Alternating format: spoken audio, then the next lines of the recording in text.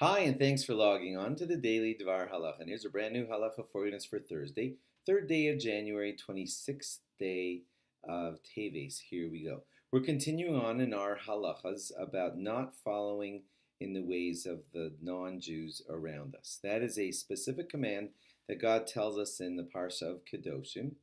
And the question is, where does it and where does it not apply? So now we come to an interesting category and topic. It's a topic of putting greenery in the Shul on the holiday of Shavuos. That there is a widespread custom that you'll see in a lot of shuls that they put greenery in the shul, or flowers, or tree branches, etc. So let's look into whether that is a perfectly proper Jewish custom, or does it resemble the ways of the non-Jews. So the Maril said that it is appropriate because it shows simchas haregel, happiness about the holiday. So when you dress up the shul on Shavuos, it just shows such a happiness about the incoming of Shavuos, and so he said it was appropriate and beautiful and proper. Others say that the reason we do it specifically on Shavuos is because there are many quotes in the Medrash which imply that Har Sinai was all filled with beautiful greenery at the time of the giving of the Torah. Shavuos being the day of the commemorating of the accepting of the Torah, so it would be most appropriate on the day of Shavuos to have greenery or beautiful things like that in the shul on Shavuos.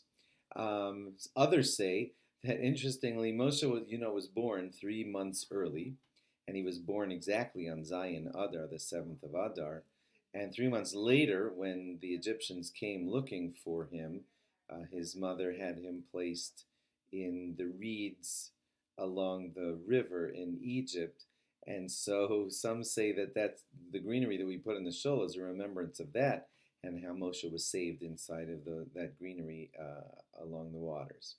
Some put tree branches inside of the shul.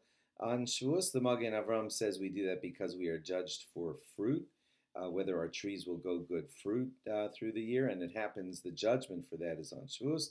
Therefore, it would be most appropriate to put tree branches in the shul. If you're following this custom, then it would make sense only to put branches of a fruit tree, not branches of any old tree. But that's not really the custom. The custom is for those shuls that put branches, they put any beautiful branches that they find. They don't have to be the branches of a fruit tree. Flowers, is that the appropriate thing to put around your shul on the holiday of Shavuos? Some say yes and some say no, that it should just be regular greenery. Is it appropriate to put greenery on the floor of the shul? On Shavuos, most rabbis say no to that one. That's not what we're expected to do inside of our shul for the holiday of Shavuos. Some people put pleasant-smelling greenery onto the Torah so that the Torah itself has this symbol on it about, Har Sinai and the giving of the Torah. But not everybody follows that custom either. And now finally to our topic. The great Vilna Gaon of the 1700s, he said, in his belief, it was like following the Goyim. Dressing up your shul with stuff like everything we've been discussing is perhaps doing like what they do inside of the churches, etc., where they dress up their stages with flowers and greenery, etc. And therefore, he advised to not dress up the shul in beautiful greenery on Shavuos. But it seems that the prevailing custom amongst most shuls is to, yes, do some form of decorating on Shavuos that would be branches or flowers or something of the sort. So each shul should figure out what its custom is and follow that custom.